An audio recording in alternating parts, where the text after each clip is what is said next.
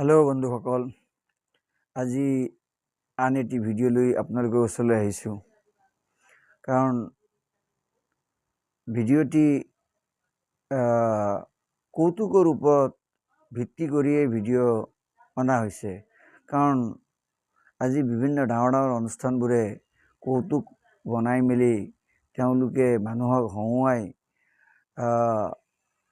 মানুহক এই ব্যস্ততাৰ জীৱনৰ পৰা, টেনশ্যনৰ জীৱনৰ পৰা অকণমান সকাহ এটি দিবৰ কাৰণে প্ৰচেষ্টা কৰে। ময়ো টেনশ্যনৰ জীৱনৰ পৰা ৰাইজসকলক অকণমান সকাহ দিয়াৰ ক্ষেত্ৰত চেষ্টা এটি কৰিছোঁ। আপোনালোকে কেনে পায় চাই শ্বেয়াৰ, লাইক, কমেণ্টছ আৰু ছাবস্ক্ৰাইব কৰিবলৈ পাহৰি নাযাব। বন্ধুসকল, ভিডিঅ'টি আৰম্ভ কৰোঁ। মানুহ এজনে ভাবিলে, মোৰো মৰিব মন যায়, কিন্তু স্বৰ্গত নেটৱৰ্ক নাপায় কাৰণে মৰিব পৰা নাই। অনলাইন ক্লাছত ছাত্ৰক চৰ মাৰিবলৈ যাওঁতে শিক্ষকৰ ভাঙিল লেপটপ। ঠাণ্ডাটো পৰিছে দেই, জুইৰ লগত বন্ধুত্ব বাঢ়িছে। গা ধোৱাটো বাদেই দিয়ক, হাগি ধোৱাটো বৰ কষ্ট হৈছে। স্কুলৰ লাইফত আটাইতকৈ ডাঙৰ মিছা কথা, ছাৰ হোমৱৰ্ক কৰিছোঁ কিন্তু বহীখন আনিবলৈ পাহৰি থাকিলোঁ। মোৰ গাৰ্লফ্ৰেণ্ডৰ লগত মোৰ কাজিয়া হ'ল, মোক কৈ গ'ল, দম আছে যদি ৰাতি অকলে আহিবি। মই তেতিয়াৰ পৰা ভাবি আছোঁ, মোক দম দিলে নে অফাৰ দিলে। মানসিক ৰোগী এজনে দৌৰি দৌৰি আহি পেলাই ক'লে, ছাৰ মোৰ বাৰ্ড ফ্লু হ'ল নেকি? ডক্টৰজনে ক'লে, তোমাৰ যে বাৰ্ড ফ্লু হৈছে তুমি কেনেকৈ গম পোৱা?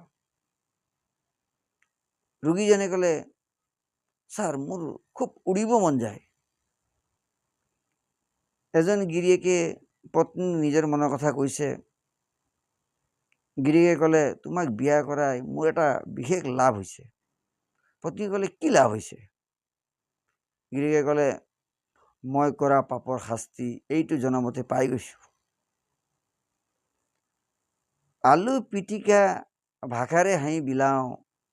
আজিকালি বিয়াবোৰত দৰা কইনাই যিটো ষ্টাইলত নচা কৰিছে ন, আমি বিয়া পাতিলে বাকীবোৰ যোগাৰ পিছত দুমহীয়া কৰ্চ নচাৰ কৰিব লাগিব। ওপৰত বায়ুমণ্ডল, তলত জলমণ্ডল, মাজত ৰাণুমণ্ডল।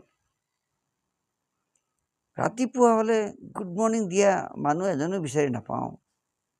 মোৰ লাইফ পাৰ্টনাৰ ক'ত বিচাৰি পাম?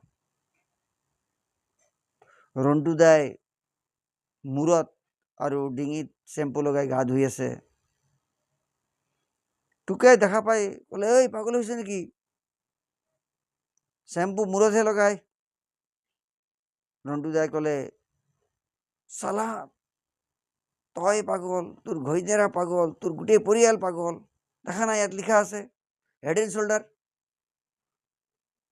গতিকে এনেকৈ ভিডিঅ'টি বনালোঁ।